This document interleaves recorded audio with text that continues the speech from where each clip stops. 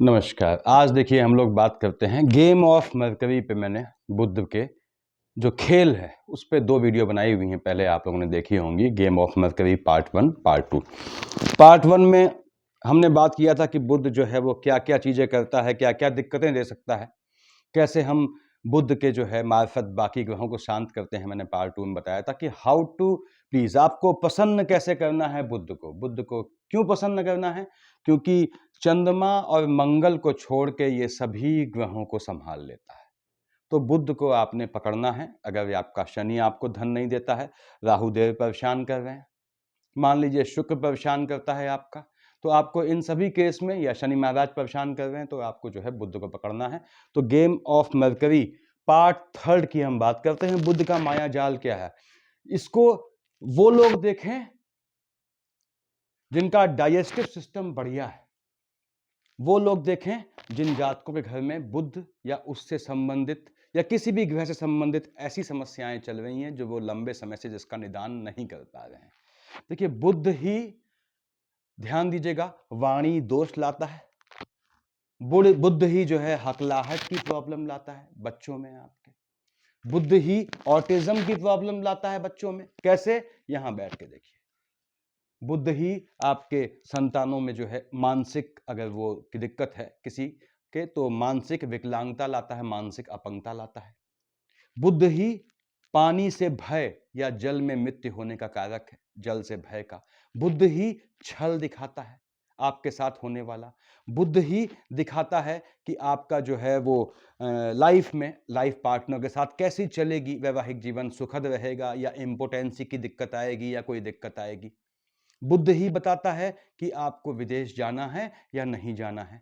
बुध ही बताता है कि आपके नॉलेज का लेवल, पढ़ाई का स्तर कितना रहना है। बुध ही बताएगा कि आपकी जिंदगी खाना बदोश जैसी रहेगी या एक फैमिली लाइफ जिएंगे। बुध ही बताएगा कि आपका राजयोग है या नहीं है। तो अल्टीमेटली हर चीज के लिए ये बुध उत्तरदायी है। मैंने बुध का माया जाल यहां लिखा हुआ है। तो मैं फिर से कह दूं, जिनके घर में कैसी भी बुध जनित समस्याएं हैं, जो मैंने बोली थोड़ी बहुत या जो आगे बोलूंगा, उनके लिए ये वाला, इसका part 3 game of mercury and part 4 जो मैं आज या कल में डालूंगा, वो बहुत महत्वपूर्ण है। फिर बुध को कैसे पसंद करना है, मैंने पहले बताया हुआ है आपको कि बुध को आपको सांड को लेफ्ट हैंड से 3 केले खिलाने हैं, प्रोसेस बताई हुई है। वो बुध को प्रसन्न करने के लिए है।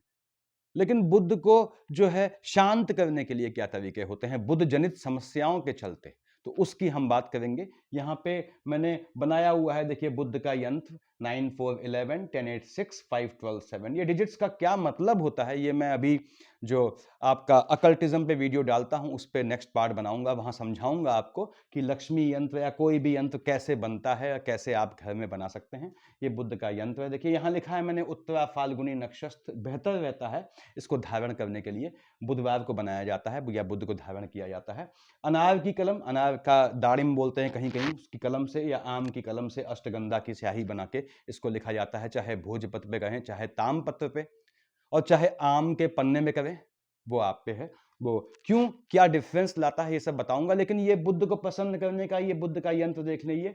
जिसके पास भी, जिसके घर में भी बुध जनित कैसी भी सोच की समस्या आ रही है, वहां पे उसको ये यंत्र रखना आवश्यक है। और बुध का जाप मैंने समझाया हुआ है जातकों को कि बुध के जाप में आपने ध्यान रखना है, जिस दिन बुध की माला जपेंगे उस दिन कोई और पूजा नहीं होगी। यानी बुधवार को यदि आप बुध की माला जपते हैं तो बुध को कोई अन्य पूजा आप अवॉइड करें, या फिर सुबह शाम का एक समय चुन लें जिस समय सिर्फ बुध का ही जाप करें। यदि आपका मिथुन और कन्या लग्न है, बुध उच्च का है या नीच का है, या बुध जनित कोई भी समस्या आ रही है जीवन में, या कोई ग्रह ऐसे परेशान कर रहा है कि उसको शांत करने के बावजूद आपकी समस्याओं का निदान नहीं है, यानी आपको अल्टीमेटली बुध की शरण में जाना ही जाना है। और यही भाई लोगों बुध का माया जाल है। ये मैं फिर से कह दूं, वही जातक देखें जिनका डाइजेस्टिव सिस्टम बढ़िया है, जिनकी पाचन शक्ति मजबूत है। इसमें बहुत चीजें आती हैं। मैं ऐसा क्यों बोल रहा हूं डाइजेस्टिव सिस्टम मजबूत हो, क्योंकि यही बुध ऐसा है जो आपका स्पाउस जो है उसका यौन चरित्र बताता है कि कैसा सेक्सुअल या यौन अतीत रहा है या वर्तमान में क्या है, क्या पोजीशन है किसका, आपके स्पाउस का या आपका स्वयं का। आपके स्वयं के में बुध निर्धारित नहीं करता, आपके स्पाउस के में बुध का फैक्टर आता है। तो यहाँ बहुत चीजें आती हैं। देखिए पानी से घात ये है वो है जो बताया मैंने आपको। तो बुध जो है कि ये अच्छाइयां भी हैं और बुद्ध की बुराइयां भी हैं। तो बुद्ध को प्रसन्न करना, यदि आपको जीवन में खुश रहना है तो जानना ही जानना है। और जो खुश है तो यकीन जानिए उसका बुद्ध इतना मजबूत पोजीशन में है कि उसका कोई ग्रह कुछ बिगाड़ नहीं पा रहा है।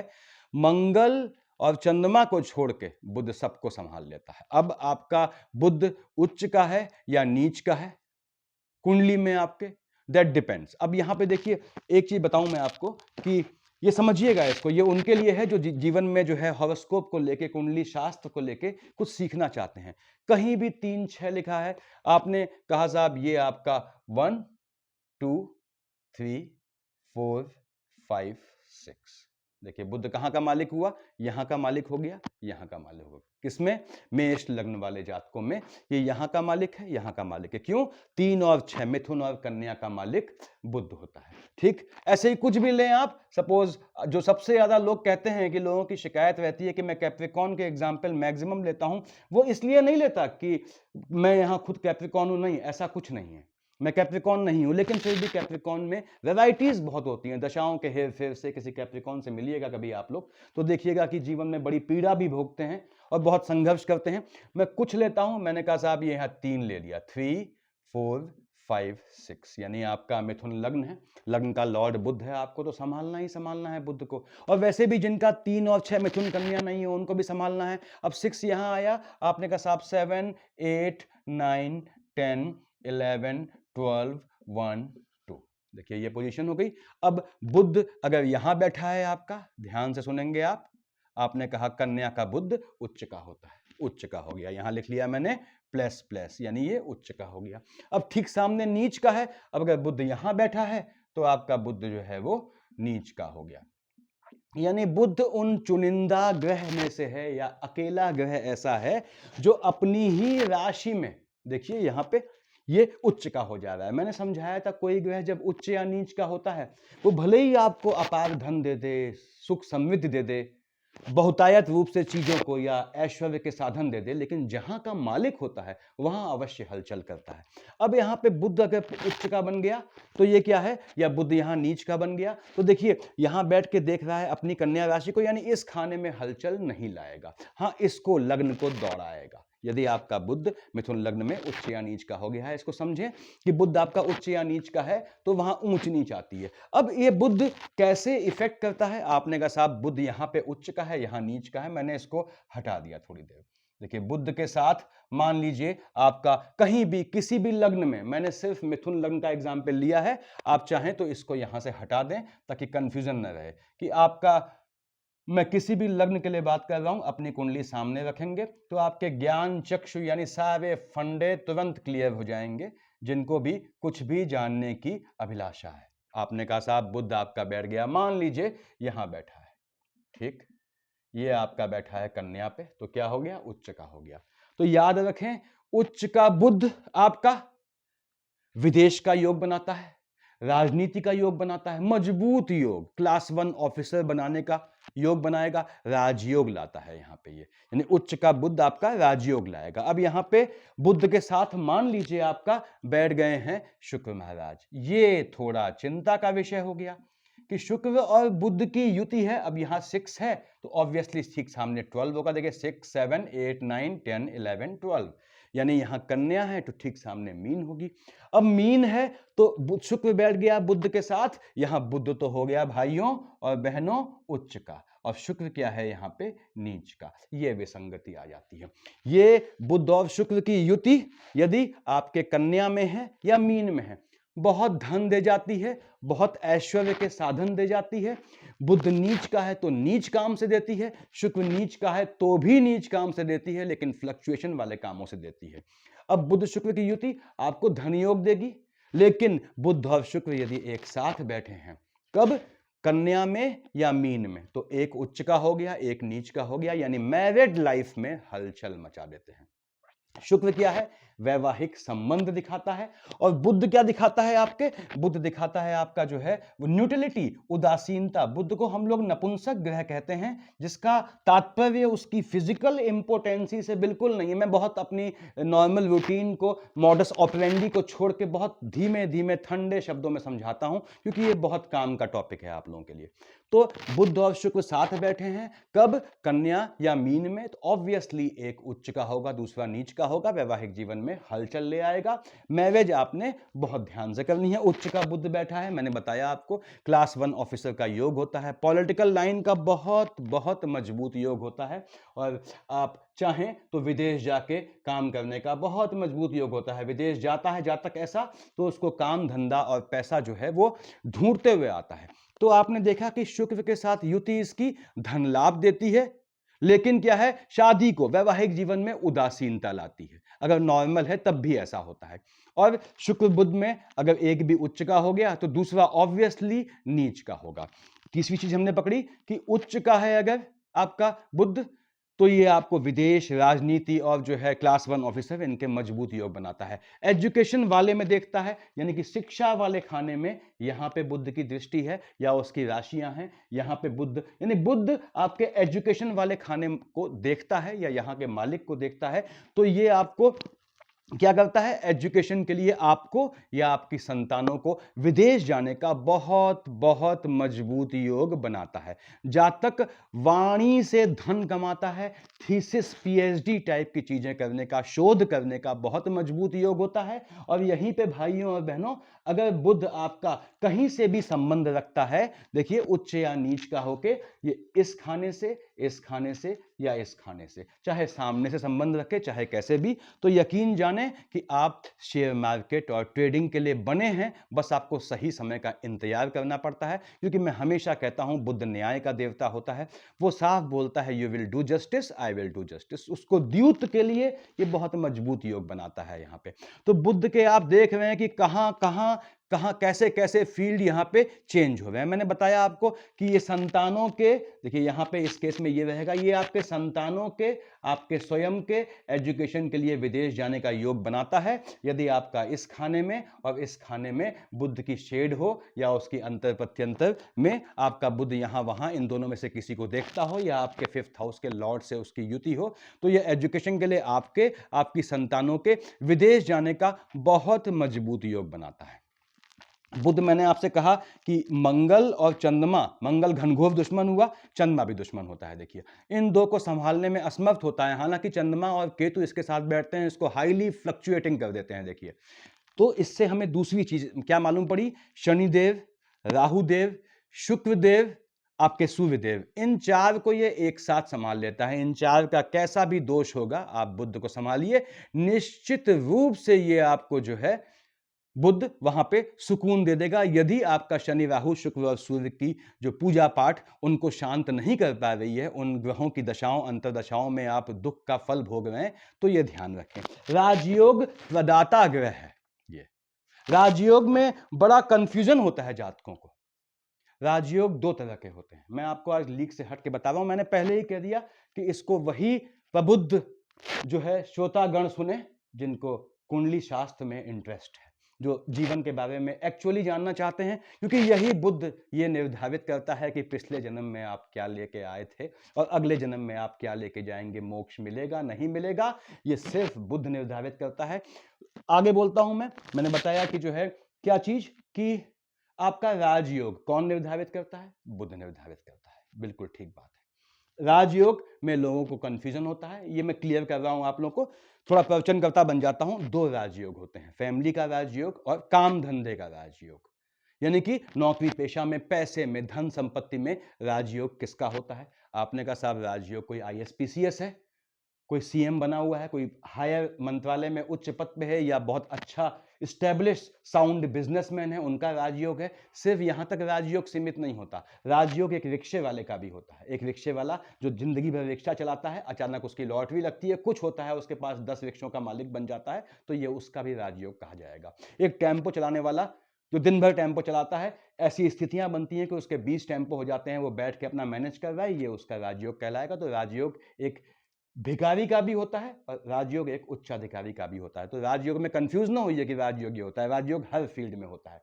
आप एक बिजनेसमैन हैं, अपने मोहल्ले में आपकी सबसे बढ़िया दुकान चलती है, आपका राजयोग माना जाएगा, भले ही आप पूरे शहर में आपकी पोजीशन नेग्लिजिबल हो।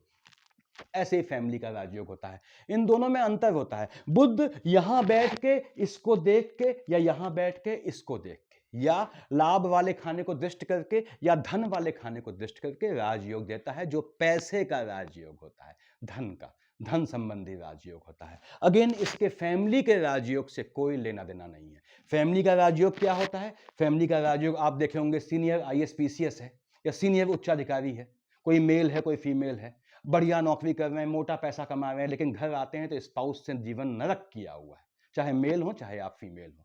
स्पाउस को देखते ही आपको इरिटेशन हो जाता है, आपका जीवन खराब हो गया है। तो क्या हुआ? आपका फैमिली का राजयोग नहीं है। आप करोड़ों कमाते हैं, अगर आपके स्पाउस से बैठ के 2 मिनट सुकून से प्यार मोहब्बत की बात नहीं हो पाती, तो यकीन जानिए आपका फैमिली का राजयोग नील है। और वहीं आप एक रिक्शे वाले को, एक मजदूर को देखेंगे जो दिन भर मेहनत करता है, लौटता है, उसका स्पाउस उसको प्यार से चाय बना के देता है, संबंध अच्छे होते हैं, वो क्या है? फैमिली का राजयोग है उसका। जिसके पास पैसे का राजयोग नहीं है लेकिन उसके पास फैमिली का राजयोग है। तो इन दोनों में कंफ्यूज न हुआ कीजिए। कोई ऐसा व्यक्ति होता है जो मदिरा पान करता है, हालांकि मदिरा पान जो है शराब पीना जो है या अल्कोहल लेना, वो देखिए नैतिक रूप से ठीक नहीं है और सामाजिक रूप से भी उसको मैं अच्छा नहीं कहूंगा। लेकिन फिर भी अगर कोई शौक रखता है, मान लीजिए घूंट लगाने का या अल्कोहल का या मदिरा पान का, शाम को शराब पीता है, तो आप देखते होंगे कि उसकी स्पाउस आई, उसने उसके लिए 4 तरह के सलाद काटे, नहीं पहले खाली पेट नहीं पिएंगे, इसे साथ में खाइए। वो क्या है? उसका राजयोग है। और यही दूसरा आदमी जो है, जो बेचारा हफ्ते में 1 दिन कभी घूंट लगा लेता है और वहाँ हंगामा मच जाता है घर में, तो क्या है? उसका राजयोग नहीं है। एक ऐसा आदमी जिसको जो है शराब से इनसे कोई मतलब नहीं, घर आता है, घर में नरक मचा हुआ है, तो उसका फैमिली का राजयोग नहीं है। ये फैमिली का राजयोग होता है। तो फैमिली का राजयोग आपको बहुत जगह दिख जाएगा अपने जानने में, जहां मेल फीमेल में एक कैसा भी हो, कैसा भी निरंकुश हो, कैसा भी हो, कैसी भी हरकतें हो, दूसरा बिल्कुल शांत है, उसको सपोर्ट कर रहा है, यानी उसका फैमिली का राजयोग है। कौन डिसाइड करता है? अगेन बुध डिसाइड करता है। तो बुध और शुक्र की युति, या बुध और शुक्र का एक दूसरे को इस तरह से देखा जाना कि इनमें से कोई उच्च या नीच का न हो और किसी कम से कम एक अच्छे ग्रह से दृष्ट हो, यह आपको फैमिली का राजयोग देता है। और बुध की राहु के साथ शेड या राहु की शेड कैसे भी पड़ती हो, यह आपको निश्चित रूप से कर्म क्षेत्र का राजयोग देता है। यह राजयोग का डिफरेंस है। तो राजयोग को यह डिफाइन किया हमने। उसके बाद मैंने बताया कि मंगल और चंद्रमा इन किसके जो हैं, वो स्वाभाविक दुश्मन होते हैं। देखिए, और आपने कहा साहब, कभी कभी लोगों को कंफ्यूजन होता है कि शनि जो है, जैसे है आपका, आपने कहा कि लग्न में लग्न का लॉर्ड, ये कभी याद रखें हमेशा, आप जब भी कहीं शादी करते हैं अपने बच्चों की या अपनी संतानों की, तो इसको देखा करें कि लग्न का लॉर्ड कौन है। थोड़ा लीक से हट जा रहा हूं पॉइंट से। लग्न का लॉर्ड और राशि के लॉर्ड का संबंध अवश्य देखें अपनी कुंडली में, और बल्कि आज ही देखें, समय मिलता है तो। क्या मतलब हुआ इस बात का, मैं क्यों कह रहा हूं ये बातें? ये देखिए, ये इसलिए कह रहा हूं, आपने कहा साहब यहां 1 लिखा है, ठीक बात है, यानी लग्न का लॉर्ड कौन है? आपका मेष है, मंगल महाराज लॉर्ड है। अब मंगल का अभिन्न दुश्मन कौन हुआ?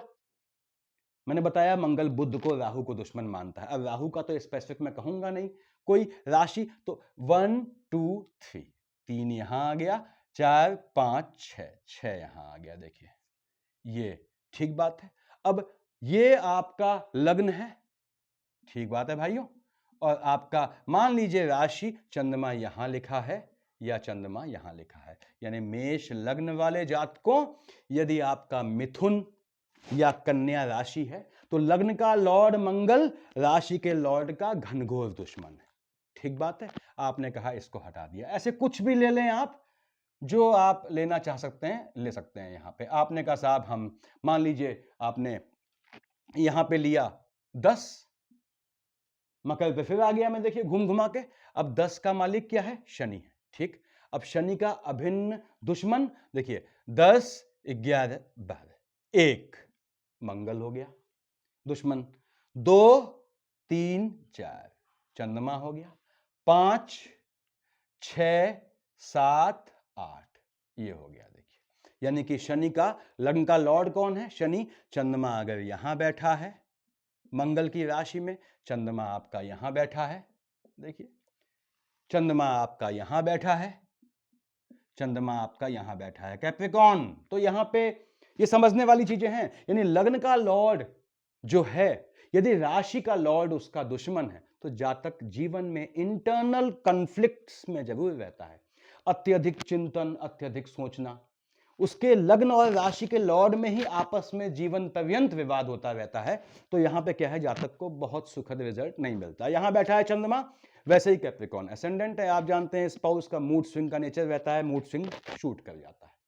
यहां रहता है तो अलग प्रॉब्लम है। देखिए यहां बैठा है मंगल की राशि में, किसको देख रहा है, एम्प्लॉयमेंट वाले खाने को। जो कैप्रिकॉर्न का चंद्रमा यहां बैठा है, निश्चित रूप से काम धंधे में चेंजेस होते रहेंगे, उसके बदलाव होते रहेंगे। तो ऐसे होता है, चंद्रमा यहां बैठा है, आपने कहा 8 में बैठा है, ये तो वृश्चिक का चंद्रमा है, नीच का यहां बैठा हुआ है, संतान वाले खाने में हलचल मचा देता है। तो खैर मैं यहां चंद्रमा की बात नहीं कर रहा हूं, मैं बता रहा हूं ऐसे हमेशा अपनी कुंडली में या आपकी कहीं शादी हो रही है वहां भी देख लें कि क्या पोजीशन है ग्रहों की। ये कुछ कंफ्यूजन होता है लोगों में। तो पहली बात, अपनी कुंडली में देखें आप कि आपका जो लग्न का लॉर्ड है, राशि का लॉर्ड, वो दोनों दुश्मन है, तो दोनों की पूजा एक साथ आपने नहीं करनी है। मैं इसलिए समझा रहा हूं आपको, ये आपको ध्यान रखना है हमेशा। और इसमें एक कंफ्यूजन लोगों को और होता है, काफी लोग कहते हैं अष्टम राहु है। देखिए राहु यहां लिख दिया मैंने, ठीक बात है। अब यहां पे अष्टम राहु है, या यहां और लिख दे रहा हूं, देखिए मैं, तो ये कंफ्यूजन है, और अष्टम मंगल है। अब ये समस्या होती है कि कुंडली आई किसी की शादी के लिए, यानी आपका बेटा है उसके लिए किसी की बेटी की कुंडली आई, या आपकी बेटी है उसके लिए किसी बेटे की कुंडली आई। आपने मिलाते हैं गुण, 32-33 गुण मिला लें, सब देखिए इधर उधर की बातें हैं।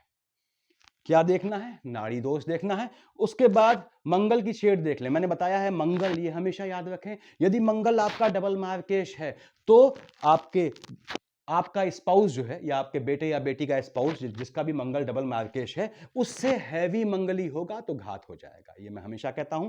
यहां मंगल बैठा है, राहु बैठा है, अष्टम मंगल में लोग मंगल को ज्यादा दोषी मानते हैं। अष्टम मंगल की एक और नियति है, लीक से थोड़ा हट गया हूं, उसके लिए माफी चाहूंगा, कि मंगल ऐसा अकेला ग्रह है जो अब मेष या वृश्चिक का मालिक होता है। मेष या वृश्चिक में बैठ भी जाता है तो भी यदि मार्केश है तो मार्केश बना रहता है। बाकी ग्रह यदि अपनी राशि में बैठते हैं तो मार्केश होने के बावजूद मार्केश का असर मिनिमाइज हो जाता है या कम हो जाता है। तो मंगल यहां बैठा है, अष्टम मंगल, चोट चपाट का योग बनाता है, वैवाहिक जीवन में हलचल मचाता है। क्यों? क्योंकि 1 4 7 8 की दृष्टियां देख रहे हैं इसकी।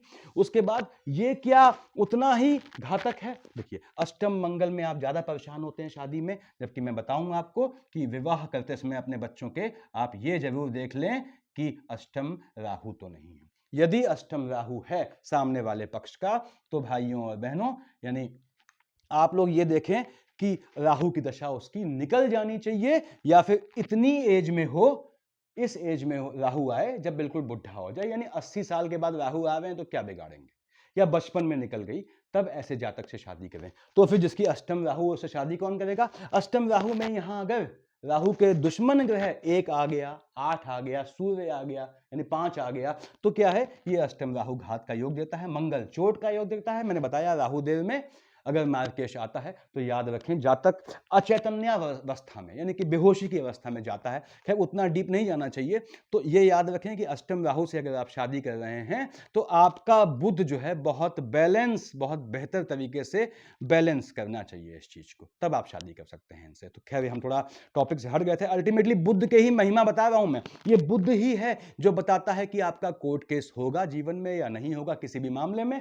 आपने कहा साहब बुध की दृष्टि यहां देखिए, ये आया बुध आया, ये बुध यहां आया, बुध की दृष्टियां भी है, बुध की निगाह है, कैसे भी बुध मालिक बनता है यहाँ का, या यहाँ के ग्रहों से या राशियों से संबंध रखता है। तो आपका विदेश जाने का योग बनाएगा, वो तो अच्छी बात है, घूमने फिरने का योग बनाएगा, वो भी अच्छी बात है, लेकिन स्किन जनित समस्याएं देगा, वाणी दोष में आपको हकलाहट की प्रॉब्लम दे सकता है, पानी से भय देगा बुध यहाँ पे। और बुध यहाँ पे देखिए आपके स्वास्थ्य में फ्लक्चुएशन संबंधी समस्याओं से आपको देगा। अगली चीज कोर्ट केस का, कचहरी का योग बनाएगा।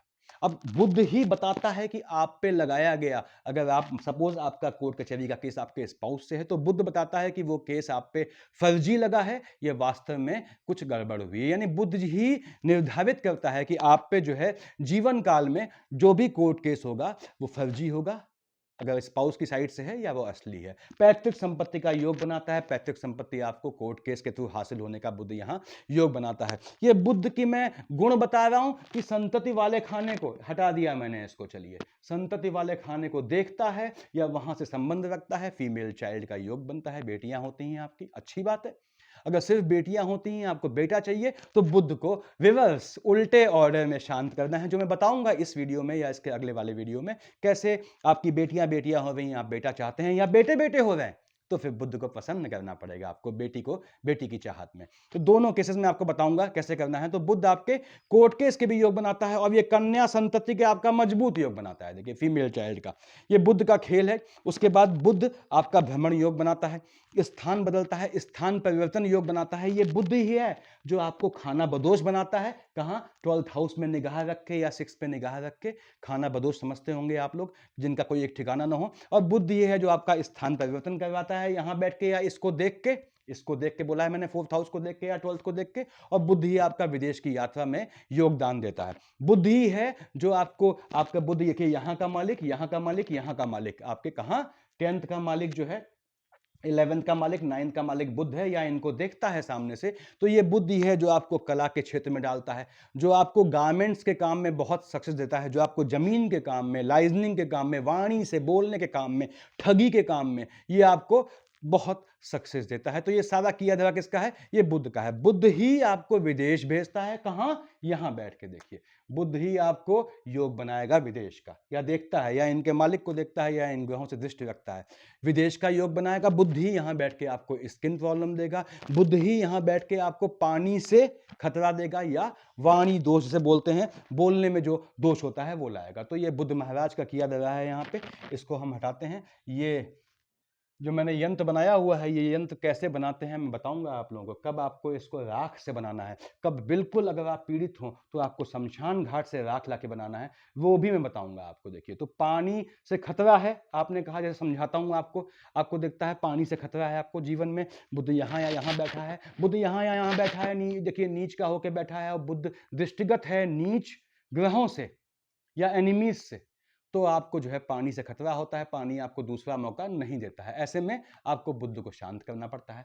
उसके बाद आपकी संतान वाले खाने को दृष्ट करता है बुध नीच का होके, और उसमें चंद्रमा केतु की फ्लक्चुएशन आती है, तो आपकी संतानों को जो है वो ऑटिज्म का मजबूत योग बनता है, मजबूत योग। तो क्या करना है? ऐसे संतान के पैदा होते ही आपने उसके पास सिरहाने के नीचे, तकिए के नीचे कैटसाई रखनी है। जब 6 महीने हो जाए बच्चा, तो कैटसाई उसके कमर में बांधनी है या गले में लटकानी है, ये ध्यान रखें। ऐसे ही आपने कहा कि चांदी का जो पायल जो है बच्चे के बाएं पैर में डालना है, तो ये मानसिक जो दुर्बलता होती है इनको खत्म करता है। यदि आपके बालक में, छोटे बच्चे में, 1 साल 1.5 साल का बच्चा है, 3 साल का बच्चा है, लगता है मानसिक अपंगता आ गई है, तो मसान का काम कोई आप जहां जानते हो किसी को, उसके थ्रू करवाएं जो जेन्युइन आदमी हो।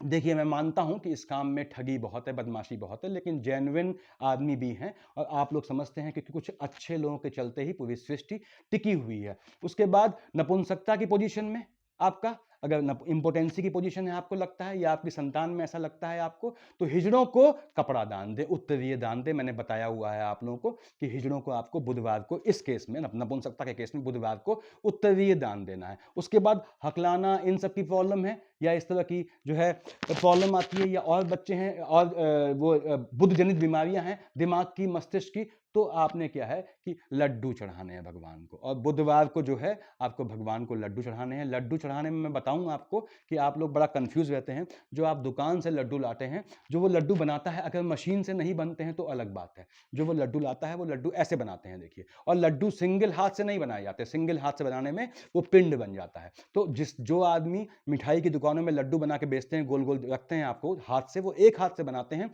उनका बुद्ध बहुत नीच का होता है। तो उनका क्या होता है, इस चीज से वो जीवन भर जो है वो पिंडदान के रूप में उनके गोत्र की लाइनेज की निगेटिविटी निकल जाती है। तो लड्डू कभी देते हैं आप बूंदी का हनुमान जी के लिए या बेसन का किसी के लिए, तो हमेशा उसका चूरा लाएं, या फिर लड्डू लाके उसको पीस दें और फिर बनाएं दोनों हाथ से। एक हाथ से बनाएंगे तो वो पिंड बनता है, ईश्वर को पिंड नहीं चढ़ाए जाते। और ऐसे में इस तरह का बना प्रसाद, यानी गोल प्रसाद जिसने एक हाथ से बनाया हो, जो दुकान से लाए हैं आप, वो विष्णु हवि पे चल जाता है। देखिए, गणेश जी पे चल जाता है। ऐसा क्यों? क्योंकि आप पितरों की कोई भी पूजा करते हैं उसमें विष्णु हवि का और गणेश जी का नाम तो आना ही आना है।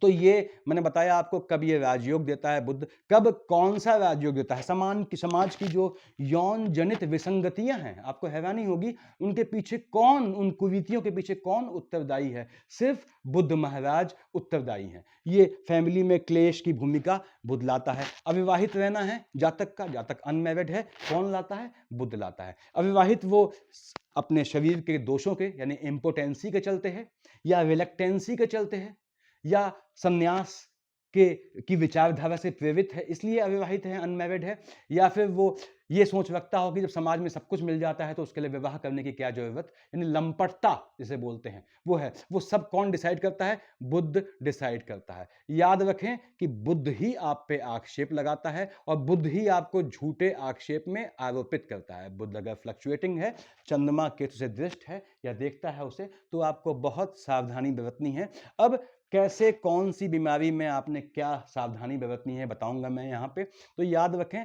बुध के लिए ओम बोम बुधाय नमः की माला जपनी है आपने। और यदि आप यंत्र बनाते हैं तो ये सामने बना हुआ है, देखिए आपने 93 से, और बताऊं अकल्ट का 93 या आपने 108 ऐसे बना लिए पन्ने पे। और कैसे बनाए बताया मैंने, यहाँ लिखा हुआ है पन्ने पे या उस पे बना दिया आपने भोजपत्र पे। उनका होम करते हैं तो बुध की सारी आपकी दिक्कतें जो हैं वो अपने आप चली जाती हैं। तो इसके बाद ये मेरे ख्याल से सफिशियंट है। This was game of mercury part 3। इसके बाद बताऊंगा मैं आपको कि बुध से कैसे हम ऑटिज्म और ये बीमारियां, कैसे माँओं को ध्यान रखना है कि उनका छोटा बच्चा भले ही वो 1 साल का है, उसमें आई बॉल्स को देख के लगने लगा है कि इसमें कुछ विसंगति है, तो कैसे उसको ठीक करते हैं आप बिना किसी के पास जाए, बिना कुछ पैसा खर्चा किए। मैं नेक्स्ट बताऊंगा वीडियो में, इतना सफिशियंट है। Thank you.